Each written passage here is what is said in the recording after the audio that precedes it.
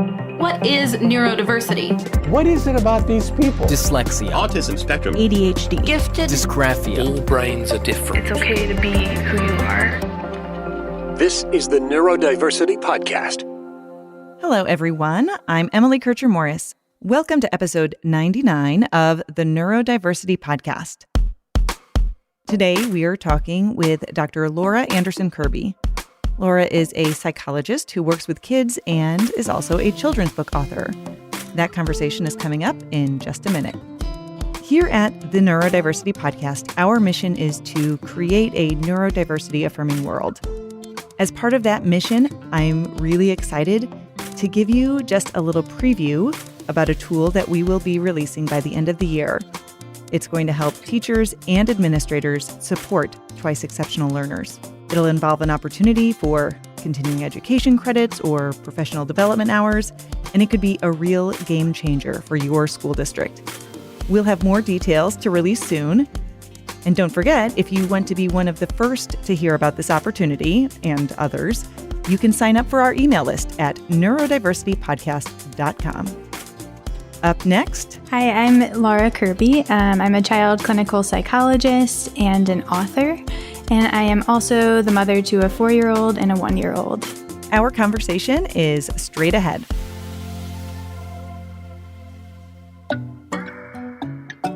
Hi, I'm Dave Morris, the executive producer of this podcast. Putting together something like this is a huge endeavor, from planning and booking guests to putting together the finished product to buying equipment, even traveling to get the stories we present. It's a lot of work. As twice exceptional parents of 3 2E kids, my wife Emily and I wanted to start this podcast so we could share our experiences and help others along the way. So my request is this.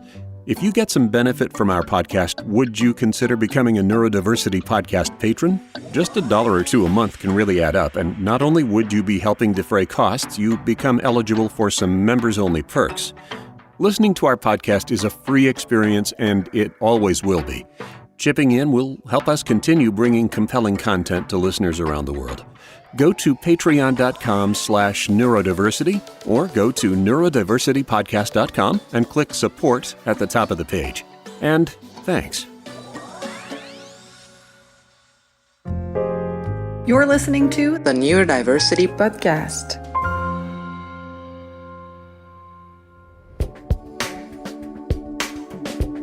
On episode 99, we're talking with Dr. Laura Anderson Kirby. She's a clinical psychologist and author of a new children's book called Henrietta's Thistleberry Boots. She was also involved in the space program at the Yale Child Study Center, and we'll get into all of those details now. Laura, thanks for taking the time. Thanks for having me. It's great to be here. Tell me about your path that got you interested in psychology, and specifically neurodiversity and working with kids. Yeah, so I think it all starts from a family connection. I have a close first cousin who is on the autism spectrum, and we're pretty close in age, so I kind of grew up in that world. I am super close to her. Our families are really close, and actually my family helped to start a school for autistic kids in Virginia, where I'm from. And so I've been in the neurodiversity world for a while. That was my initial interest. And then in college, I took a few psychology courses and then just really became interested in typical child development and atypical child development. And that brought me to where I am today as a child clinical psychologist, mostly specializing in autism, but also dabbling in other areas that often co-occur with autism, like anxiety, depression, ADHD. It's always interesting when people have those family connections because it does end up driving us so much to what we end up doing. How did that relationship and the background that you have with your cousin influence how you see your clients today? Yeah, I think a lot of it is, growing up being really close with my aunt. I saw that there were not a whole lot of services catered to my cousin. They had a real hard time navigating the school system and finding a placement that really worked for her. So I think it just gave me insight into the parents' experience. as well as, what the right placement can really do for a child and improve their mood and their self-esteem and their adaptive skills. I just saw with my cousin how happy she was when she finally found a place that fit her needs, as well as how much that improved the quality of life of her whole family. So I think getting that inside look into the family life and, how the appropriate services affects the whole family system really helps me to this day as a psychologist, just to take the perspective of my patients. We are so often, those of us in the neurodiversity world, seeking to help our kids find those school settings. Like, all kids have to go to school, but we keep trying to make them fit into this paradigm that doesn't work for them. What is your philosophy as it relates to how we create those environments for neurodivergent kids? Yeah, I think a lot of it comes down to individualizing a learning environment for a particular kid. And, early on in my training, unfortunately, I was at a few places that did not come from so much of a neurodiversity perspective. And a lot of the goals of education seem to be to change the kids and kind of make them into a particular mold of a typical, a neurotypical child. And so what I found with those methods were that, they really didn't support who the child was. They were trying to just conform them into somebody who they weren't. And so I would say within the past 5 to 10 years in this field, there's been a huge shift in the field and in my own thinking about what the right way to educate a child is and how to work with a family in a way that really supports a child's natural neurology, supports the way that their mind thinks, and does not try to change them as a person, but tries to incorporate them into an environment that works for them. So how has being a clinician and having some of these other experiences influenced the way that you parent? It's tricky. It's I would say it's a blessing and a curse to have knowledge in child psychology as a parent. That's true. But sometimes, I know a little too much. But no, I think mostly it's been helpful. And my own son, he's only 4, but I have seen a few ways that I think he might end up being a neurodivergent child. One example that, I think of a lot is right when the pandemic started, my husband and I noticed that he was asking a lot of questions just over and over again, as 2.5-year-olds do. And one day we just decided we were going to buy one of those little counter tools that they use at fairs to count how many people come in. And we were going to count how many questions he asked. And a few of our friends came up with guesses. And essentially, long story short, all of our guesses were vast underestimates. And he ended up asking over 1,000 questions in one day. Wow. And so he's just an intensely curious child. He, is amazing and fun to be around, but can sometimes be quite exhausting to be around because he just has this insatiable curiosity. And a few other things we noticed is, one day he randomly would say the alphabet backwards. And I realized I cannot do that. I'm 33. I cannot say the alphabet backwards without really thinking about it and rehearsing it in my head. But he just sort of automatically did it one day. And so I think he might end up being perhaps a twice exceptional child or a gifted child. And the way his brain works is just a little bit different. And so that's been really interesting for me to learn how to parent him. And it's also inspired some of my work in psychology to learn more about giftedness and twice exceptionality. And, he also has big emotions, and there's sort of this gap between his intellect and his emotion regulation ability. And so these are not really things that I learned in my graduate program in psychology, but these are things that really I've been digging into in the past couple years, learning more about in order to help my son. So really, I think that he has taught me more about child psychology than, my knowledge of child psychology necessarily has helped me parent him. Sometimes I feel like in the field of psychology, we get so stuck in this pathologizing of certain traits and diagnosing and labeling and, fixing the problem. But the neurodiversity movement really looks at this from a different angle. I'm curious about what some of your observations are about that rift and if you have any predictions about where you think it might go in the future. Yeah, I think that's such an important thing to bring up. And I think about it a lot as somebody who does psychological evaluations and somebody who writes reports talking about, a child's strengths and a child's weaknesses. Mm-hmm. The ultimate goal of the reports, of course, is to get a child's services in the school system. And unfortunately, a lot of times in our reports, we have to frame different characteristics as weaknesses or kind of in this pathologizing way, like you said, because if we framed it differently, perhaps the child wouldn't get the services they need. But when I talk to parents, I really like to, focus on differences, not deficits. I think the deficit language is very pervasive in academic medicine. In fact, a lot of the research is really looking at, what's different in the brains of autistic people. And I think often the assumptions are that, if something's different, how can we change it to make it not different?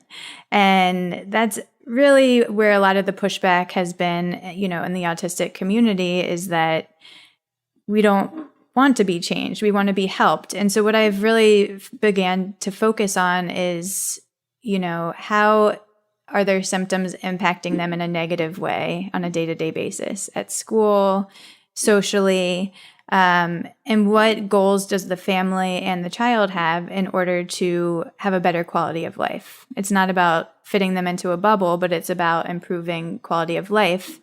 And one thing we know is that a lot of mental health problems like anxiety and depression, and even substance abuse and suicidality often co-occur with autism. And I think a big part of that is not feeling accepted in society.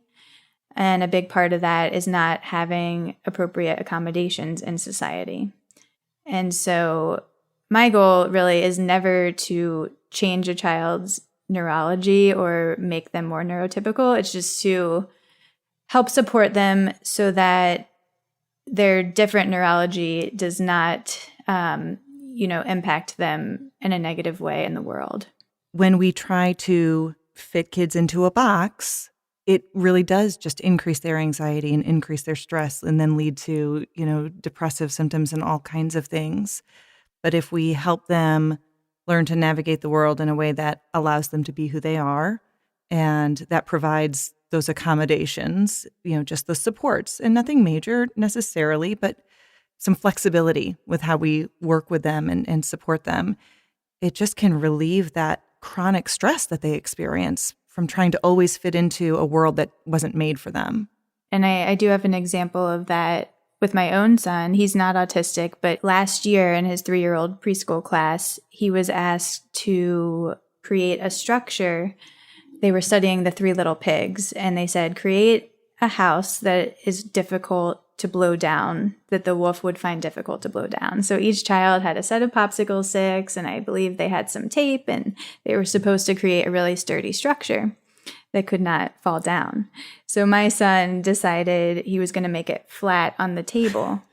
And I remember reading in his progress report, it was framed in a negative way, like he didn't follow instructions, or, he needs to work on making his structures 3-dimensional. And my initial thought was, it was brilliant what he did. He made a structure that was impossible to blow down because it was flat on the table. He found a loophole. Exactly. And he is a child who is brilliant at finding loopholes. He is. That's one of his biggest strengths. And, sometimes it's frustrating and it can feel stubborn or obstinate at times. But I just thought that was such a great example of a time when I think educators could make some simple changes and view something like that as creative rather than incorrect. As we've all been transitioning into the new school year and just been dealing with a lot of transitions over the last year and a half, what are some of the things that you notice either kids are struggling with or parents are struggling with? And are there any things that you've noticed have been able to help them? I think transitions are often difficult for us all. I mean, I've noticed even as an adult, I've been having a harder time remembering certain things or staying organized. We just have so much on our minds these days, especially with the pandemic and just trying to keep our families safe. So I think it's tough for everybody, but maybe especially for neurodivergent kids who often have trouble with even small transitions, going from playing to dinner, for example. So I think getting back to school for a lot of neurodivergent kids has been really challenging from what I've heard from friends and from what I've heard in my practice. And I think there's a few different reasons for that. I think, for kids with ADHD or ADHDers, as some people like to say, these kids just often hyper-focus on things that they find rewarding, like building with Legos or watching a TV show. And it's hard to break that hyper-focus and do something that maybe they're less motivated to do, like homework or cleaning their room or even going to school for some kids. So I think for that type of neurodivergence, it's really tricky to have these transitions. Same with, autistic kids. Transitions are hard. I think a lot of times the world can be quite overwhelming for autistic children. And so predictability and routine are just so key and are really adaptive to help them navigate the world. And so I think, these types of neurodivergence make it really difficult to do something like go from having an entire summer where you can do pretty much whatever you want to the more structured school year where, you're having to wake up at a certain time and get on the bus for some kids and do homework and things like that. So I think what's really helped my own kids and my patients is just creating a daily routine, oftentimes a visual schedule, to show them what to expect. For older kids, you could write it in words. For younger kids or kids who cannot read, you can write it in pictures and just show them what they're doing at different parts of a day and just make it really concrete and visual. I've seen that really decrease children's anxiety to know what to expect. I think minimizing the number of transitions can also be really helpful. So, I know in my house, getting out of the door for school on time is super challenging. And so what we've eventually found helps is just to minimize the back and forth between room and table. So just we go straight to the breakfast table. We bring down clothes to get changed into, because changing is easier once my son is not hungry anymore, rather than, having him go back up and change. Everything's downstairs, and just we have a checklist by the door of what to remember to bring in the backpack, because now you have to remember a lot more things. You have to sometimes remember to take your temperature for some schools. You have to remember to bring a mask for most schools, and just having that visual reminder. I personally need it for myself, and I know that my son needs it too. And then starting recently, around age 4, I found that for kids, it's really helpful to show a calendar. And so maybe not a whole month-long calendar, because that might be too overwhelming for kids who might be a bit more anxious, but just, what are we doing this week? Or what are we doing this week and next week? Just so that they know what to expect and their brains can just predict these transitions before the moment that they happen. Yeah. I think another thing that can help is just reading a book about a character who's experienced something similar. So, before we go back to school, it's always helpful to read books about other kids going back to school. And I think for kids with anxiety, especially, reading a book talking about another character's experience is just much less threatening than talking about your own experience. It might be hard for a kid to say, I'm nervous or I'm worried, but talking about it through a character's experience can just externalize that a bit and make it less personal, but also help them work through their own feelings. I'm sitting here nodding along because I find that is really true for kids. It's just safer. For example, in counseling sessions, even if we're not using a book, just even doing a hypothetical about something else, kind of a similar situation, can help them problem solve through it because they're not as emotionally invested in that particular situation, but then they can make that leap there. And I love what you're talking about just about using those fiction stories, because one of the questions I often have from parents is, well, what books could we do? You know, they're looking for like nonfiction, like self-help books for kids specifically. My suggestion generally is, well, let's find some fiction books because those are often an easier entry point and can really help kids understand what other kids maybe in similar situations are going through. And we use a term in psychology for this, basically bibliotherapy, which is kind of what you're talking about here. Mm-hmm. Can you share a little bit more even about what the benefits of like bibliotherapy might be, or how parents could implement that even more on their own? Sure, no problem. It's something I really love to use in my practice and something I use with my kids. It's not necessarily something I even learned in my training. I've just found it to be super duper helpful. The way I typically use it is if a child has some sort of experience coming up that they're nervous about. For example, I once worked with a 5-year-old who was terrified of the dentist. And so I was able to find a book. I believe it was a book about Daniel Tiger going to the dentist. And we read it. We talked about what to expect. And I think had I brought up the dentist to that particular child without having this fictional story in front of us, I think he would have ran out of the room. He was just so terrified. He had had a bad experience before where the dentist had held him down while he was tantruming, and it was just a terrible introduction to the dentist when he was such a little kid, and he never wanted to go back. But by bringing out this book about another character who experienced that, it was almost like a miniature exposure therapy in a way. He's able to tolerate hearing about another kid doing it, and then eventually he's able to tolerate us talking about his dentist visit. And then we even watched a video of another child going to the dentist, which he was able to tolerate. And then he went to the dentist and did great. You know, it won't be that easy for every kid, but for that particular child, seeing a fictional representation of it first was so helpful just to start that conversation with him. Sometimes I think we forget as adults, like all of the little pieces, but I think books do a really good job of kind of laying those things out. This will happen first, this will happen second. So speaking of using picture books to kind of normalize experiences and help kids get comfortable, you have written a picture book. So tell us a little bit about that story. Yeah, so this was a project I started in the summer of 2020. I personally really needed a creative outlet during all of this COVID pandemic stress, and my family had just moved to North Carolina. I had just had a baby, and I was just thinking about what I could do creatively to help kids cope with the situation in our world right now.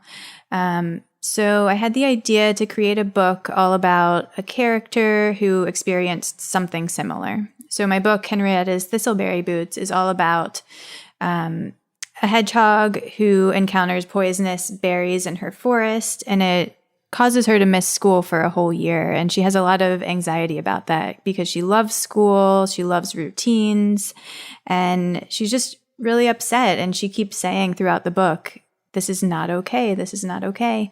And she also has a lot of trouble getting used to wearing boots because the family has to wear boots to protect their paws from the thistleberries. And she has some sensory sensitivities, and she really just hates when anything touches her paws. So the story is all about how her family and her siblings help her to cope with this big change and how she navigates it, being kind of a fearful, neurodivergent character.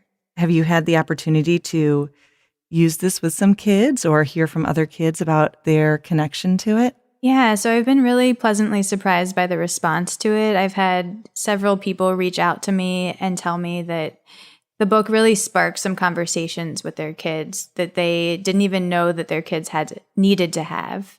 For example, one woman told me that her 6-year-old son really disclosed after reading the book that he was really fearful about the germs and he was really afraid about going back to school. And she really didn't know that. She had seen some changes in him. She had seen that he was becoming more of a picky eater and that maybe he was having more tantrums or emotional outbursts. But oftentimes little kids will have those externalizing behaviors rather than say, I'm worried or I'm scared. And so that's really was my goal for the book, for it to be an entryway into a child's experience to allow them to open up rather than, show their feelings in more of an external way. It opens up the conversation. Yes. Yeah. Exactly. And a lot of us parents, myself included, don't really know how to start those conversations. It sometimes feels unnatural to just sit down and immediately ask your child to open up about something. And it can be disarming for a kid to be put in that situation. So, reading a book is just such a natural thing that we do with our kids. And it's just an easy way to enter their world. So any plans for future books? Actually, I do. Yeah, I'm hoping actually to collaborate with Dr. Leibowitz on a book related to anxiety. And I also have an idea for another Henrietta book on a different topic. So it's something I love doing. I've seen that it's helped a lot of kids. And I love that it makes these concepts accessible to everybody. I want the books to be in libraries so that kids can access them. I've been able to read the book to a few classrooms on Zoom and had really great discussions with, some 3rd grade classrooms. And I think it can be so impactful to talk to children through literature. Dr. Laura Kirby, thank you so much for your time today. Thanks for having me. It was fun. Taking the time to normalize experiences for kids is important, but sometimes it can be difficult to find the right words to say. Hearing something from someone else who isn't a parent, even if it's a fictional character, can help to let kids know that their feelings are universal. Think back on your childhood. Was there a book character that you remember that really spoke to your experiences? Was there a fictional world that taught you more about the real world than any day-to-day experience could? For me, Judy Blume's book Blubber was read cover to cover many times to help me figure out how to deal with the mean girls in 5th grade. A Wrinkle in Time is another favorite that helped me to feel comfortable embracing my identity as an awkward, nerdy tween. There are tons of books out there to help with the development of social and emotional skills for kids. Whether it's dealing with the anxiety of a pandemic, or changes in friends, or just understanding ourselves better. So start that uncomfortable conversation by opening a book. I'm Emily Kircher-Morris. I'll see you next time on the Neurodiversity Podcast.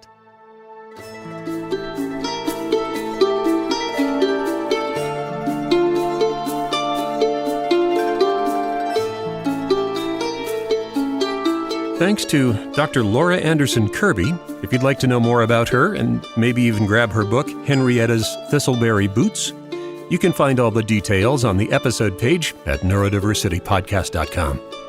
Thanks also to Gavin Luke, Gabriel Lewis, Bill Ferngren, and Joachim Nilsson for their musical contributions to this episode.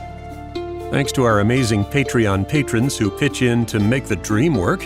You can join them at patreon.com/neurodiversity. Our host is Emily Kircher-Morris. The executive producer and post-production editor is me, Dave Morris. And for everyone here, be safe until we see you next time.